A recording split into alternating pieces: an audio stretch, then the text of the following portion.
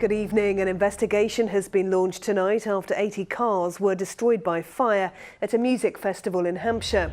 The blaze started in one of the car parks at the Boomtown Fair, which is taking place at the Matterley Bowl near Winchester. The campsite next to the West car park was evacuated as a precaution, although there are no reports of any injuries. The fire is now under control and an investigation will be carried out over the next few days to establish how it started. Organisers say they'll do everything they can to help those whose cars have been affected. A man badly injured when acid was thrown in his face has been telling ITV News of his horrific ordeal. Samir Hussain from Surrey says the attack outside a cinema in Crawley has changed his life forever. Now he's calling for a change in the law.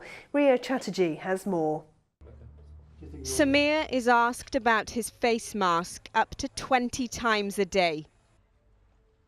Sometimes, when he's fed up of telling strangers about the most traumatic moment in his life, he makes something up. "I'm a basketball player," he tells some people. I try not to remember it because if I do, it can be emotional because it's something which has affected my life and well, it's changed forever because I'm never going to be the person I was. He doesn't know his attackers. He doesn't understand why they chose him as he left the cinema in Crawley last August. Never dealt with acid before, but you know that your face is going to be disfigured once you feel something eating away at it. Is that how it felt, like something was eating away? Something was eating away at my face and there's nothing that you could do to stop it. Samir was rushed to a burns unit. He was told he'd be scarred for life.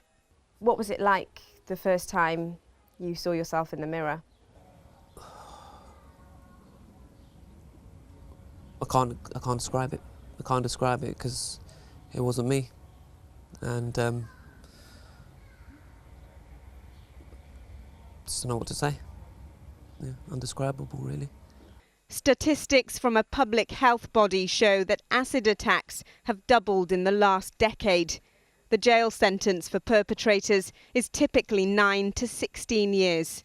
I think that highly corrosive substances should only be for sale on licence and that people who want to buy them should do so only after giving their full details and showing some identification, because that will stop people just being able to walk in and buy these things. The mask is designed to flatten the scars on Samir's face. You have people laughing at you, you have people just staring, and that's not something that I can prevent because well, I want to heal my face as best as I can. He supports the call for licensed sales of highly corrosive substances, but it's something he's been viciously forced into thinking about. Ria Chatterjee, ITV News. Some news in brief now, and a man found stabbed to death at a house in Worthing this week has been named. David Bond, who was 50 and described as a gentle giant by his family, was discovered in the doorway of a house on Osmond Close on Tuesday. Last night, a 51-year-old man wanted for his murder handed himself into a police station in Lancashire.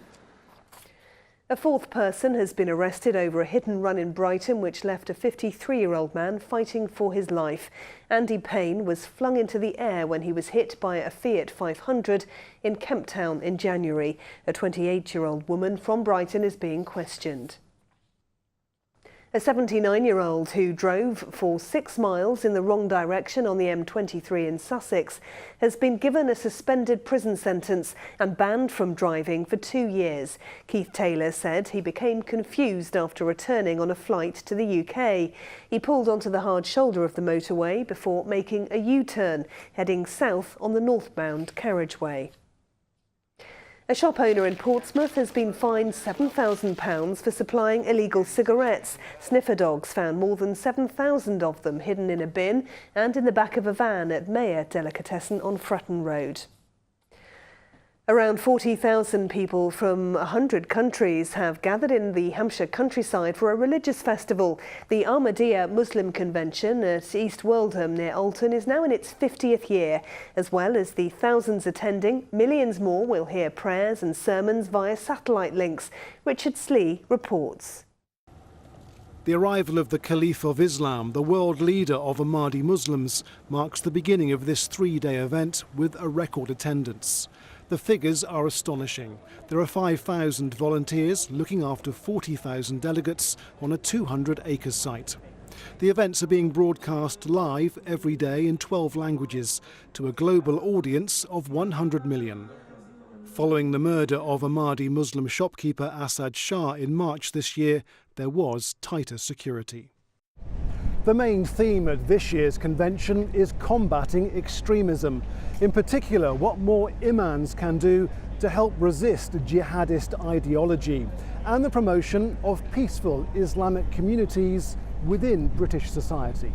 The murder of the shopkeeper in Glasgow must be heavy on your hearts here today. Yes, it was very sad, and unfortunately what we're seeing is that some of the politics of the Indian subcontinent is coming to the UK, and some of those people who are radicalized back there are now coming here and bringing the message of hate here, which would be very sad if our society in the UK was tainted by their message of intolerance.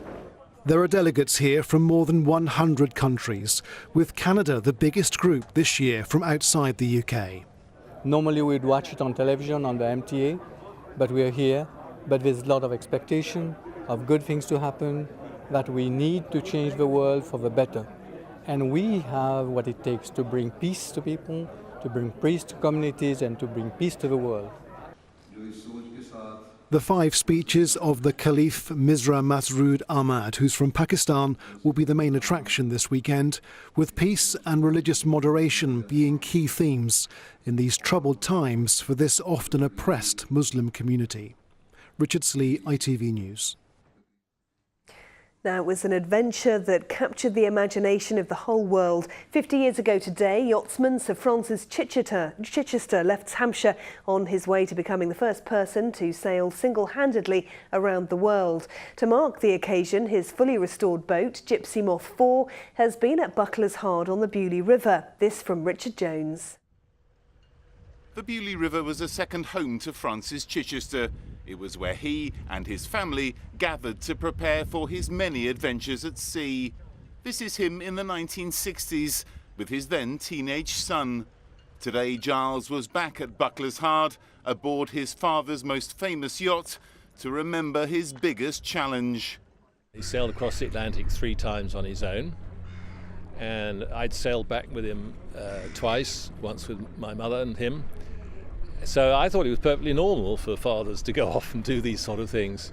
It took weeks to get Gypsy Moth ready to go around the world. David Martin used to live in the shop at Buckler's Hard. His mum supplied provisions for the voyage. She used to prepare his eggs by covering them all in liquid paraffin, and she also used to de-eye all his potatoes, and plus get all his special provisions in he wanted, especially his Plymouth gin, which he was very fond of. Bill Grundy was harbour master here when Gypsy Moth was getting ready to go. He remembers just how much of a celebrity Francis Chichester was back then. I was his sort of anti-publicity agent. He used to give me a list of people we wanted to see in the morning, and then we used to ferry them down one after the other. Compared to today's ocean-going yachts, Gypsy Moth looks remarkably comfortable, but maybe still not the place where you'd want to spend 226 days on your own. You might have thought that after spending almost a year on Gypsy Moth, Francis Chichester would have loved his yacht. He didn't. He often complained about the way she handled, and when he came back from his trip around the world, he only ever sailed on her once more. I think if I spent nigh on a year on board on my own, I'd probably have a few moans as well. But, you know, there's certain sea states which any boat doesn't like, and certainly a following sea with this one, she does tend to sort of rock around a little bit, but overall she's an absolute dream to sail. She's now owned and operated by a charitable trust. She's open to the public, visiting Buckler's Hard this weekend. Richard Jones, ITV News. Let's look at the weather now with Simon.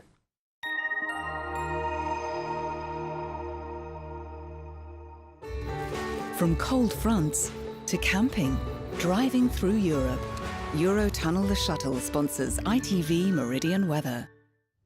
Good evening. Well, it's not going to be a bad weekend, and it's not going to be a fantastic weekend either. As far as tonight goes, the cloud has been thickening up. Some clear spells, still mild and muggy, 15, 16 the overnight low, but that extra cloud will make for a slightly greyer day tomorrow. Now, there will be some bright spells, probably the best chance of seeing the sunshine down towards the south coast. Equally, could be an odd spot of light rain or drizzle in places too, but a lot of dry weather. Thanks to the cloud cover, though, temperatures a bit disappointing, 21, 22 degrees. Then another muggy overnight to take us into Sunday. Sunday still not bad at all, with some sunshine and a touch warmer.